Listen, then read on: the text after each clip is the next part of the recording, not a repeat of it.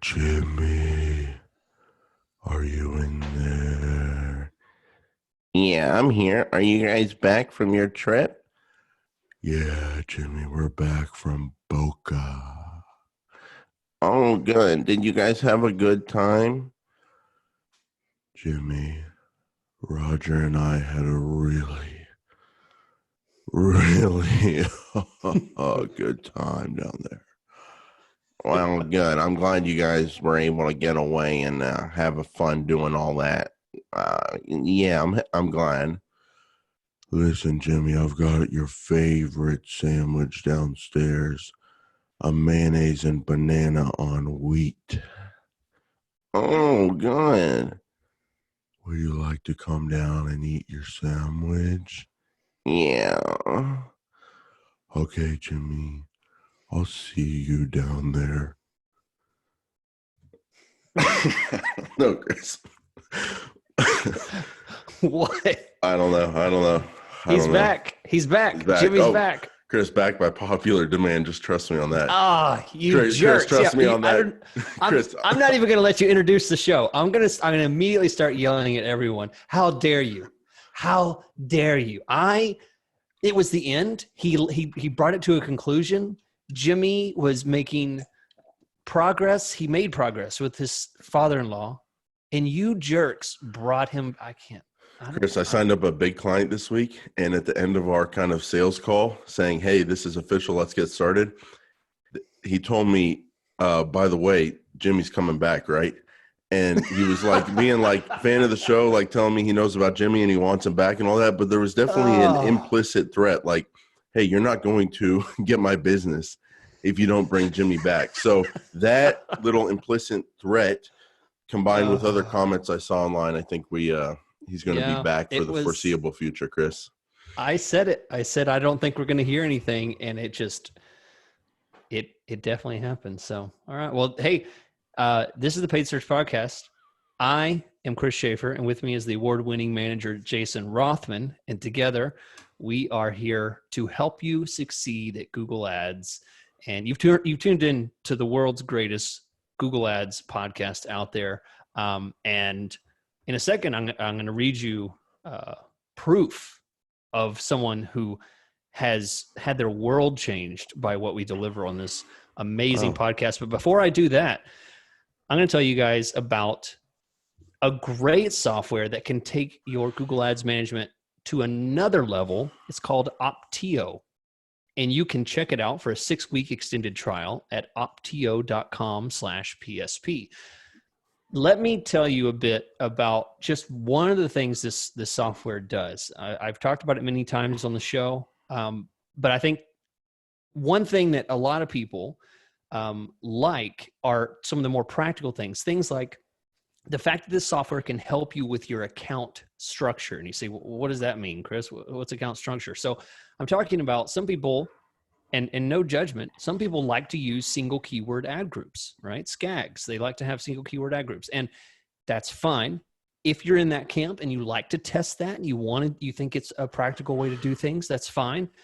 This software can help you implement that. It will help you find keyword duplication issues, cannibalization between different campaigns. You have competing keywords. You have search terms that can hit different types of keywords with different ad copy. It can help you find those, and other structural issues that are created when you have complex campaigns. Maybe you don't like the lazy man build that we so often propagate here, but this is a great software to get it done. You can get a 6-week extended trial, more than a 30-day trial that they offer to everyone else. You can go to opteo.com/PSP, hit the little chat button, tell them, hey, can I have a little extra 2-week push on this free trial? They'll say, sure. Thanks for being a listener of the show. We thank them for their sponsorship. Thanks, Chris. And I want to thank Directive Consulting for sponsoring today's episode. Directive Consulting is the go-to search engine marketing agency for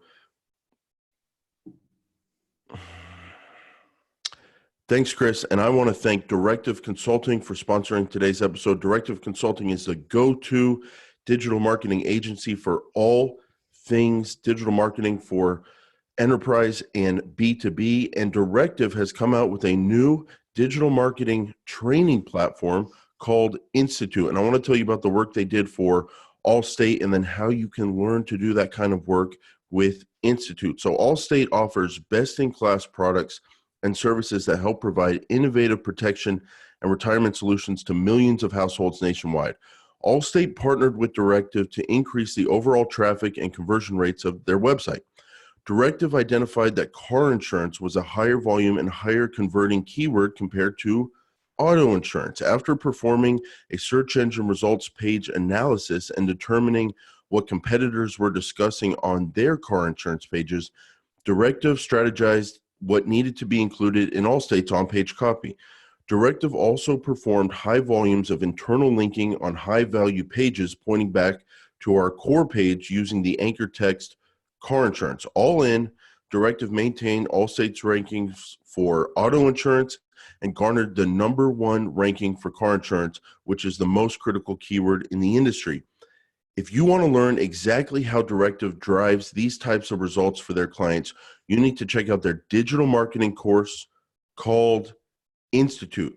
They teach you step by step, click by click, all the necessary skills required to launch your own successful digital marketing campaign. Sign up today at directiveconsulting.com/institute and you will get 4 lessons completely free of charge. Once again, that's directiveconsulting.com/institute to get your 4 free lessons from the pros. And we will have links to both Optio and Directive in the show description. Chris, we have a checklist. People love checklists. We have a goal to get to. That's AdWords perfection, Google Ads perfection. Let's get into it. Let's tear this thing open right now. I want to do it right now, Chris. Let me go. I'm ready to do this. No, Chris, let me first, do I'm it. gonna I want to get to Google Ads. Are you holding me back from perfection right now? Yeah, I'm holding you back because Vanessa from Miami, Vanessa? Florida, Oh, wants to excuse me. boost your ego. Okay. She I'm sent all for this that. message, and she had a question for our very popular Q&A show, which we do every Thursday. So if you guys just stay subscribed to this podcast, and you'll be able to get every Thursday our additional show, and we answer questions like this question from Vanessa. But there's one part of her question I wanted to pull out for today's praise. We love praise, so here it is. Just want to thank you guys for making me fall in love with Google Ads again. In the last year or so, I have been feeling like maybe the world is moving towards paid social. Ugh. But thanks to your podcast, I've been reminded of just how amazing this platform can be when it's used correctly. So thank you. So thanks, Vanessa. Wow. It's a good review right there, Chris. Yeah. It restored her faith in a platform that she thought was, just, not going to be able to be utilized properly. So that's great. So Jason, I got the list, you got the check. Let's put it together and make a checklist. All right, Chris. Well, we've come up with the checklist. It's going to be 2 episodes. It's a 2-part checklist, and it's going to be the checklist that I run my accounts down and that you can run your accounts down to see if you're achieving Google Ads perfection. And this isn't like, get the right search terms, get a right cost per conversion or anything like that. That's a good Google Ads account. That's the goal every time we do this. But this is pure Google Ads perfection. And Chris, just some notes on perfection and why I think about this. I think about it because I've had clients that have been with me for years, and people come into their markets and they start advertising for a month, 6 months, and then they drop out, then they fade back, and they lose compared to my clients. And one of the reasons my clients do so well is because they stick with it for the long term. And as we've talked about, there's some things going on with quality score we think that happen when you go with the long term. But what I like thinking about this Google Ads perfection thing is that it's a never-ending process. And you're not going to accomplish this on day 1. You may not accomplish this on year 1. And you may not even be close 3 years into it. It's just a never-ending process. But in terms of looking at good campaigns that are doing a good job for my clients' businesses, and then thinking about how I should manage those day to day and week to week, I'm kind of pointing in the direction of Google Ads perfection. And everything I do, whether it's keyword settings, ads, conversions, or a bunch of other stuff, it's all with the mindset of achieving perfection. So we're going to talk about what those different topics are and how we think about perfection on the different topics. But Chris, let me get your initial thoughts on this idea that Google Ads campaigns they never stop improving, that there's always something you can do to make better. I know that sounds salesy. I know that sounds like so positive agency kind of stuff. But at the same time, I know there's something to that. So how does that sit with you, this idea of going for Google Ads perfection? And even though you have a great campaign, there's always a way to make it better. Do you believe in that? Oh yeah, I definitely do. And I don't even have to make a point about, here's what that means, or you always have to test this or that. Every person listening will agree with one thing, and then my entire point will be proven. Google Ads has changed. It changed from year 1 to year 2, 3, 4, and here we are now in 2020. It's different now than it was 2 years ago and a year ago. So that's it. I mean, your campaign can be locked down solid, but if you're still running text ads and not expanded text ads and now responsive text ads, I mean, things change. You can't just let something sit and expect it to perform without following these updates and these progressions. So, Chris, can I just give you an example of how things are always changing and how there's always a way to get better? Launched a campaign this week using a one-page landing page because apparently that's what someone wanted to do. So we're doing it. And I work for real companies with real websites with real information on them. So typically, we're not doing this one-page landing page thing a lot. So I turn it on, I set it up. I don't put on site links because it's one-page landing page. Right. And then I go to a preview tool, and I look at the results. I'm like, well, these are links to the client's regular domain where we don't have tracking set up that are not part of the landing page. And I did not put these site links in there. So what's going on? Well, they have the new automated site links feature. And is that new? Did it come out at the beginning of the show? No, it didn't come out at the beginning of the show. Is it relatively new? Yes. If someone brings that up to me, I'll slap them in the street, Chris. But yes, automated site links are relatively new. I don't think you and I have ever said the words automated site links on the show. 190 episodes in. So it's relatively new. And it's not something I was thinking about when I built the one-page landing page campaign because I knew, okay, don't run site links. But then I look at the preview tool, boom, I got site links going to the domain where we don't have tracking. So then I've got to go, how do you turn automated site links off? But now I know they're a thing, and it's like things are always changed. So that's I think your point about there's always ways to improve because things are changing is a great point. So Chris, let's talk about keyword perfection. The first thing you want to be looking for to see if you're on your way to Google Ads perfection is perfect search terms. So why don't you explain to everyone what perfect search terms is? What does that mean to you? Okay, so even to take a step further than just explaining that, let me explain, as I always like to do, there are keywords and there are search terms. Keywords are what we pick as advertisers. Search terms are what the searcher, what the Google user types into the little Google form.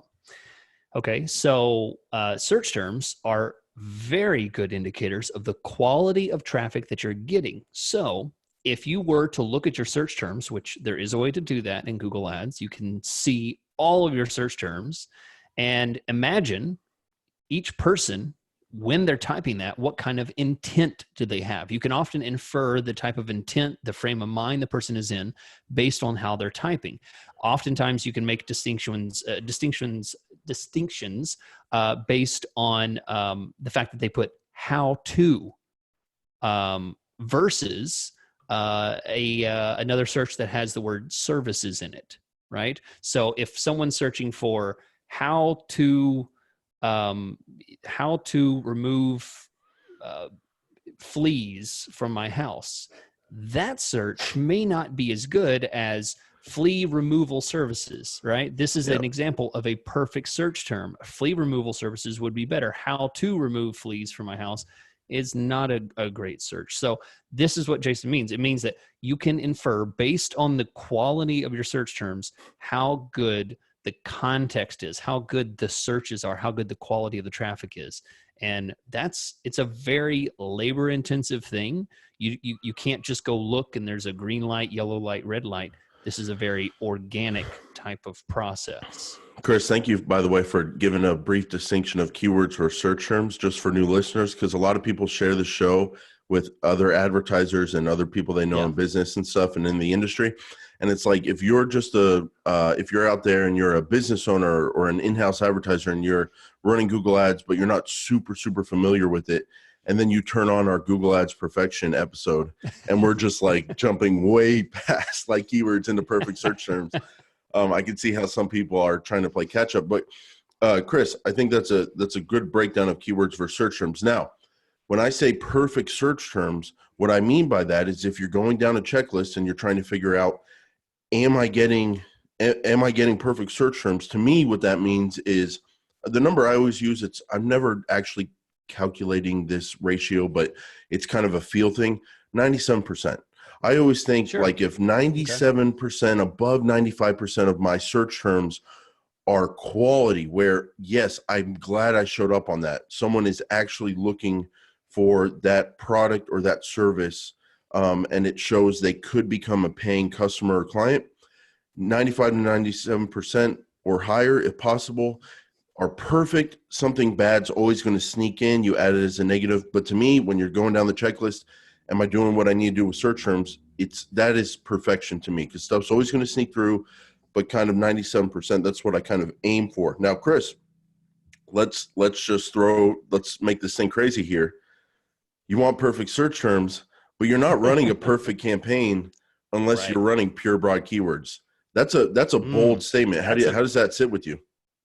What's amazing is, I talked about Google Ads changes. This podcast has changed because you go back to episode 16, episode 50. We're not saying things like that. And this is, the evolution of Google Ads means the evolution of our strategies. And the evolution is us as managers and being able to go, hey, we can take a little bit of the budget and try to find some gems from the broad match. So Chris, go ahead. The reason Jason has pure broad in here is because when you have just perfect search terms, the next thing that we need to introduce in the system is variation. We need a way to find new things outside of the current system that we're testing. So we have a 85% search impression share on our perfect search terms, and they're just, we have a really good position, we have, good conversion rates, or at least the search terms are perfect. How do we vary outside of that? How would we find things that we would not otherwise catch? That's why we use pure broad keywords. Go back and listen to old episodes. They're all there. We talk about using broad match like a pro. There's ways to do it correctly, and I'm definitely an advocate for it. I do it all the time.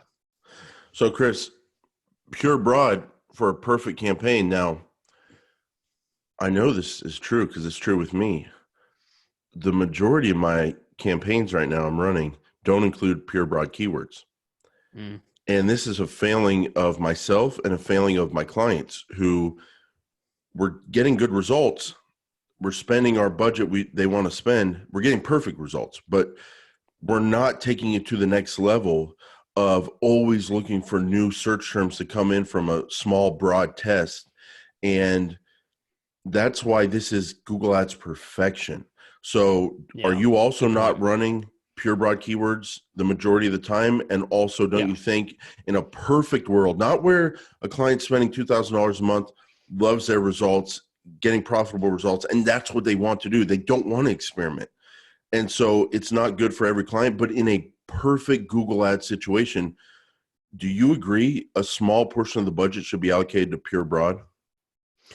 Well, I think you're making an excellent point there by inferring what perfect means. A perfect world. In a perfect world, I wouldn't be struggling with a expensive CPC and only have $750 to spend, you know, and I'm like, please, we're at a 15% search impression share. Can I please have more budget? We're doing great with this.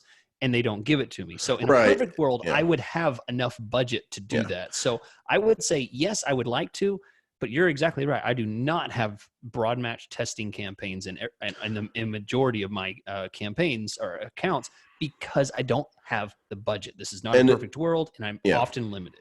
And that's a good point, because if a client's spending $3,000 a month, and you want to say, hey, we should be taking 5% of this budget and we should be spending it on Pure Broad for idea generation to see what's out there.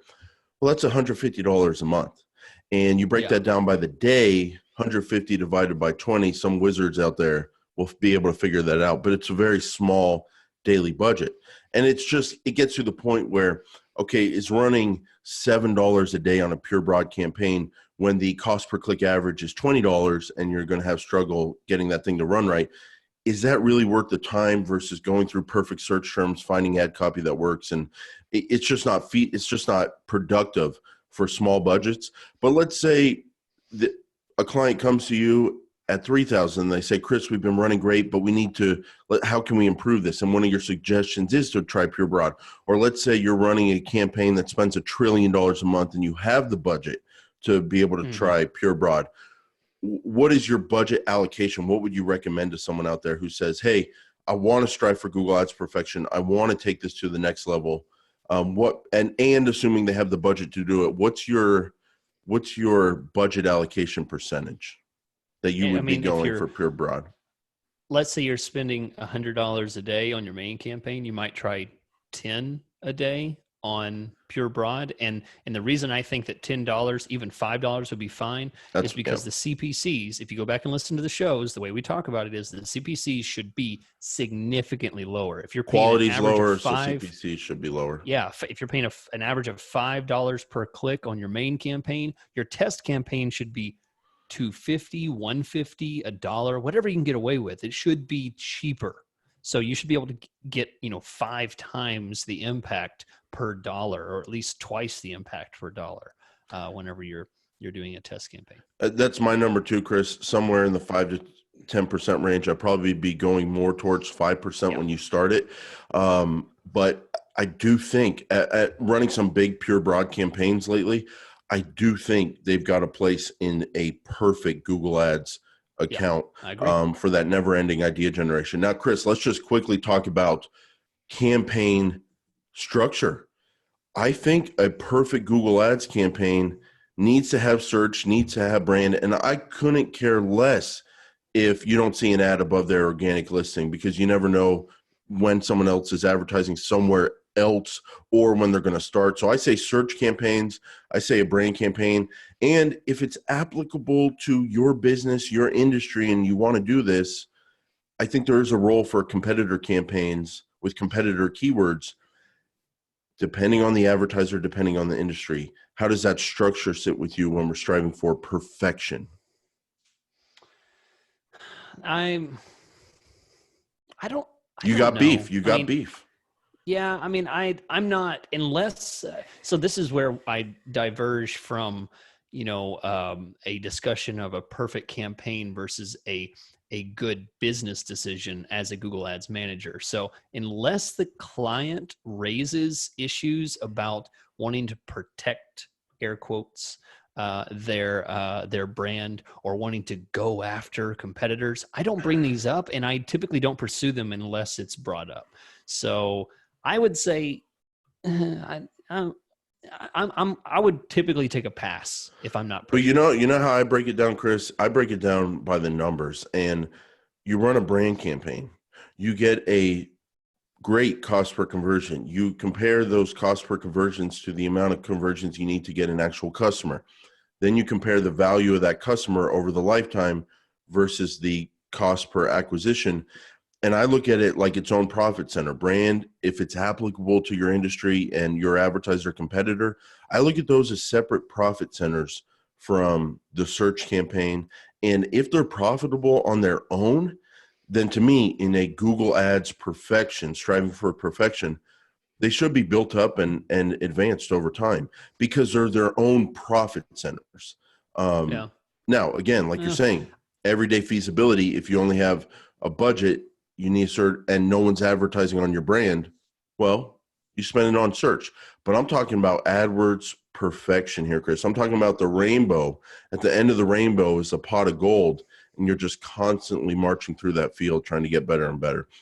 So they're just things on the table to have options, you know? All right. So Jason, we've done keywords, we've done campaign structure.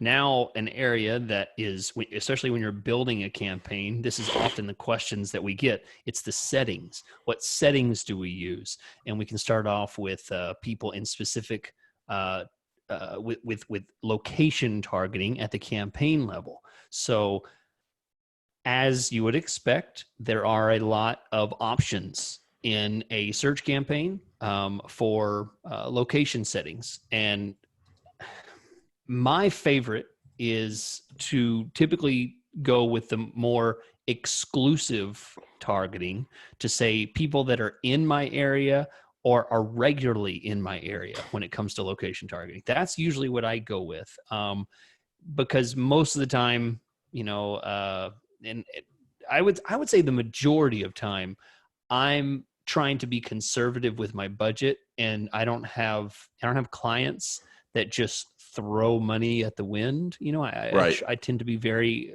conservative with what I'm spending, because if I'm not good with the 5,000 they're giving me, they're not going to give it to me the next month, you know? So I need to be effective with what I'm doing. So that's usually my favorite. I think ideally, when it comes to location, you know, if we go outside of a certain area that they've indicated is valuable to them, it's less of a value. You know, it doesn't mean as much. So thoughts there? Do you agree? I think in my perfect world, if they say, here's why I want to advertise, I advertise there. And I don't allow a lot of sampling outside of that because I don't care how they're searching. Most of the time it's going to be, you know, we're going to catch them eventually, even if they do move outside of that circle every now and then. So Chris, very rich man with a lot of assets to protect in a divorce, is in Oklahoma City. Mm-hmm. He hosts a podcast about Google Ads, and he flies out every 6 weeks to Los Angeles to see his girlfriend. Mm-hmm. Girlfriend makes him very happy. He pulls out his mobile phone when he's on his yacht, and he searches Google, divorce lawyers in Oklahoma City. Mm-hmm. And then he might call one and hire them. Now that's not a nice situation I just pointed out, Chris. It's not nice to think about. It's not nice to make jokes about, even hypotheticals, okay? And I take it back, and I'm sorry. But Chris, you always go for a divorce attorney. It's a little worrying, but okay, please continue. So Chris, let me make my point. If you're a divorce attorney advertiser in Oklahoma City and you want to get in front of clients who have a lot of assets to protect in a divorce, and those are valuable clients, so you can target people in or regularly in Oklahoma City because that's where you do business. But if this guy who hosts a podcast about Google Ads, who has a yacht and a girlfriend just south of Los Angeles that he sees on a 6-week basis, this is really specific. Cynthia's going to be a little upset if she and he flies Southwest because they have a good loyalty program and a direct flight. If that person, that sleaze bucket, who would be a great client for the divorce attorney, if that piece of sleaze is over in Los Angeles and he's searching for a divorce, and so they went out to dinner, whatever, he's got some alone time, he's always thinking about the next move, always thinking about business. He's got a few minutes. He's going to look up a divorce lawyer in Oklahoma City. Well, he's physically in Los Angeles, Chris, and he's doing a search about Oklahoma City. So if I'm striving for Google Ads perfection and I've got a divorce attorney client in Oklahoma City telling me, hey, we're spending what we're spending, I want more. To me, more is perfection, always trying to grow. Well, one of the options you can do is you can say, hey, where else would anybody be searching for a divorce attorney specifically in Oklahoma City? Where else could they be in the world? So you can do things like exclude countries they would never be in and change your settings to target people in or searching about my location. And to me, that's more perfect because not only do you get the people in Oklahoma City while they're in Oklahoma City searching for a divorce attorney, you also get the guy in LA when he's searching about Oklahoma City. And then if you're like, man, no one would ever be in France, or no one would ever be in France or Germany searching about an Oklahoma City lawyer.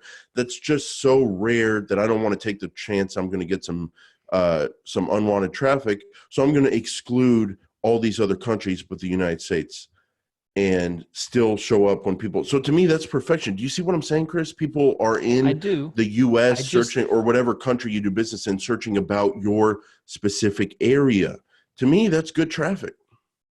I have 2 comments, and then we can move on because I feel like this could be a topic all by itself. Every single line item could be a topic about itself. So that's true. Yeah, that's true. It's a good episode. Good place to grow from, by the way. Yeah, two things. Number one is my happiest clients and the best calls that I have are when my clients say, yeah, I just had one today. They said, yeah, no, the settings are good. All of our geographic targeting is good. We never get calls outside of our geographic area, right? They're always happy. Do you know the first chirping bird I hear typically is whenever they start getting calls outside their geographic area. And those settings leave open that opportunity so much more often that my inclination is to shut off any opportunity for it to happen because I would rather spend their money on a more conservative focus basis and possibly miss out on the 2%, 5% chance that that's going to happen. Now, wait, number 2 option is, and this one's a low blow. I know this isn't a great debate, but I'm going to hit you with a low blow. If I turn that on, do you know what that leaves the door open to? Talk about sleazeballs. Those sleazy sleazes, those dripping, scruffy-headed sleazeballs out there that do searches outside of geographic area. They're in some other state, some other city, and they search for Oklahoma City divorce lawyers, and they see an ad. They click on that and they call that number and they say, hi, sir, we're with Sleazy Sleaze PPC managers. And we noticed that you're showing ads. I'm in Michigan. Right. And I noticed that your ad's showing up. Can I interest you in a very critical, awful, dirty, sleazy audit? 2 very good reasons right there. Well, Chris, that's why you've got to, be on a level with your clients where it's tight, and tell them those things are going to happen and tell them those are the thing about getting a little bit of traffic you don't want. Like I've done this myself. I've searched about Pittsburgh. And then I did a search divorce lawyer from Oklahoma City, and I was seeing divorce lawyers from Pittsburgh because it does a thing where it's like, yes, if someone searches divorce lawyers Pittsburgh and they're in Oklahoma City, well, that's someone searching about Pittsburgh and about that keyword topic. Show your ad if you're targeted to people in or searching about. But it also seems like every now and then, if they think the user is interested in that other city, like Pittsburgh, and then they do a search that doesn't include Pittsburgh, like just divorce lawyer, and they're sitting in Oklahoma City, it seems like sometimes they'll still show the ad. So you do run that risk, Chris. Another way to do it is just to do a new campaign, exclude Oklahoma City, target the United States, and then target words like Oklahoma City divorce lawyer. And the search has to include Oklahoma City. That's another way to do it. But I think this idea of location and getting people from outside your area searching about your area is perfection. Now, Chris, networks, you want to be on the partner network, and you want to be tracking that with segmented data, and you want to be on there getting more and more traffic, and you want to make sure you have a good cost per conversion from there. I think it's that simple. Yeah, sure. The display network added on to a search campaign in the settings where it's like show up on the display. I think, Chris, don't hate me for this, but I think you've got to not have that checked on a search campaign. I think if you want to show up on display, and we'll talk about it on the next episode, there's room for display in a perfect campaign, a perfect account, but it's got to be in its own display campaign. So I'm not going that far, Chris. I'm not going that far. Calm down. Calm had down. Me for a second. I was like, hang on, what kind of perfect world is this here? So Chris, let's talk languages. In a perfect campaign, and a client wants as much traffic as they can get, profitable traffic, and they're willing to spend the budget. Do you have a language setting of English if you're running in the United States, or do you have a language setting of some additional ones, or all additional?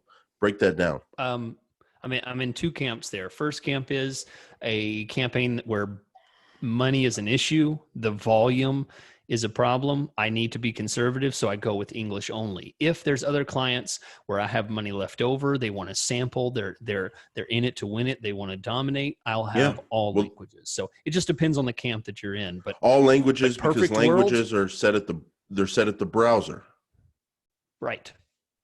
Correct. So if someone is at home and they have a Spanish browser setting, but then they do an English keyword search, you're not going to show up if you're not targeting the Spanish language or all languages, because their browser setting is targeted to Spanish, even though their keyword was in English. So that's why you want all languages, because it doesn't matter what language their browser is set up in. If they do a search for your keyword in your language that your keyword's in, you want to show, because that means they can speak that language and they'll be there.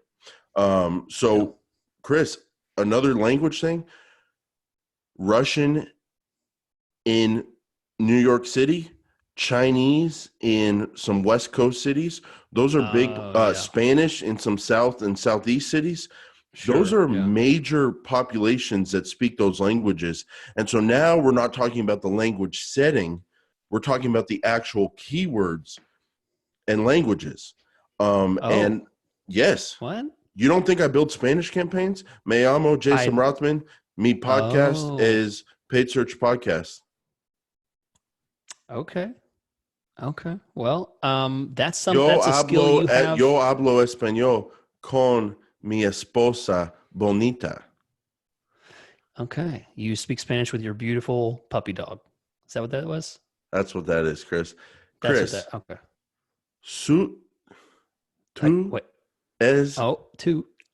No. Chris. I believe it or not, I can speak some choppy Spanish, and believe it or not, Chris, I've got clients that spend more money than you could ever imagine on Spanish campaigns to complement their English campaigns. Now, I can't do Chinese, I can't do Russian, but in a perfect Google Ads strive for perfection, how can I get better?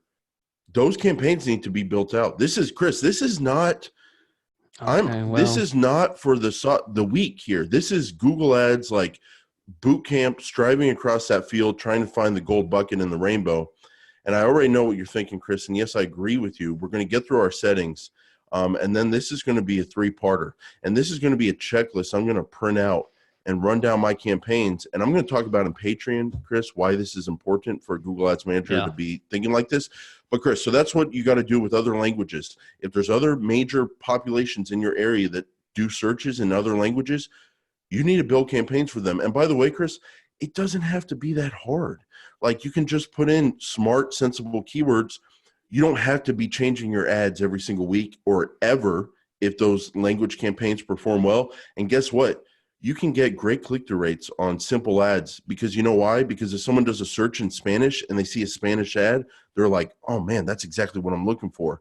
10% click-through rates on regular keywords. So do you get higher click-through rates when you have Spanish language? 100%. That's what I've seen. Now, if someone said, well, show me the data and prove that, well, I don't have it off the top of my head, but I can tell you in general, the other language campaigns, Spanish, which is what I do a lot, but again, New York City has a big Russian-speaking population, Chinese on the West Coast, and people are doing searches in those languages. I see higher click-through rates, much higher. Not only do I see higher click-through rates, I see higher positions with lower cost per clicks, because it's less competitive. If you just think about it. Okay, in Patreon, we keep mentioning it, but it's our paid premium podcast that we do after this. In Patreon, I want to ask you, how you build campaigns in other languages. That's something I want to know. Like how do you even do that? But I right, know how to do it. But anyway, Chris, okay. I do see it is less competitive. You can show up higher and get a lower cost per click I and a lower believe you. cost per conversion. Oh, I totally believe you. Yeah, So absolutely. yeah, Chris, Yeah. fire some more of these settings here. Schedule. All right. So next, ad schedule, another important setting. Ideally, 24/7. Do you agree with me? I do. Okay. Ideally, 24/7. Because in an ideal perfect world, you have enough budget to run it and it's worth it. If you find areas that are less valuable, I'll give you a little inside hint here.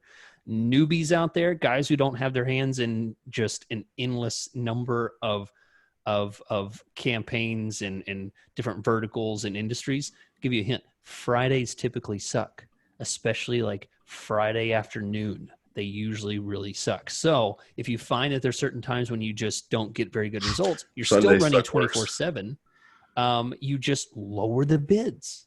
You just lower the bids on those times, but you're still running 24/7. But Friday afternoon, 3, 4, 5 in the afternoon, you just lower those bids so it's less impactful on your. Chris, there's so many things that you can do that people don't do generally when it comes to 24/7. Like they go, well, what if I get calls during the week, but we don't take calls overnight? And if they call in on the weekends, we're not there. Well, guess what? You can schedule your ad extension, your call extensions. You know what I mean? There's so many things you can do. You can create landing pages that are set up for weekends that maybe try to tell people, hey, leave us a voicemail or fill out this form. There's so many creative things you can do with your scheduling, running different types of ads at different times of the week, scheduling your extensions. An idea, Chris, say you're open on Sundays, say someone does a search for a business topic. You're going to love this one and you're probably going to use it. Say that you're running a business, right? A business campaign. It's a business. It's not like a restaurant or something where people know you're open on Sundays. It's a business thing. And your client wants to run all week 24/7 because they actually do have people working and they're able to field leads that come in on the weekends and stuff. So your ads will show up on Sundays. The search user might be surprised that an ad is showing up on Sunday and that it's an option to click that business and call them. What you can do with your call out, you can say open on Sundays, call now. And you can schedule that call out to only show up on Sundays. On Sundays, yeah. So there's so many things you can do. And if you're getting profitable traffic, it should be 24/7. Chris, bids are very simple. I think you should be in a perfect campaign looking at your audiences, genders, income, ages, all that kind of stuff, and making smart adjustments and monitoring how those tests go. And then when it comes to the settings, I think you should be continually, this is perfection. This is not day-to-day like $3,000 a month campaign. It's perfection. You should continually be doing bidding experiments with different types of biddings with experiments and seeing how portions of that traffic perform with different bids. I think that's a good thing to do. And then finally, Chris, this is a controversial one, budget.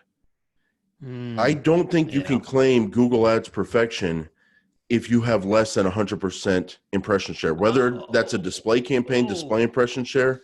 I'm taking shots today, Chris. I'm taking shots at weak people. You left the big heavy hot one right at the very end. No way.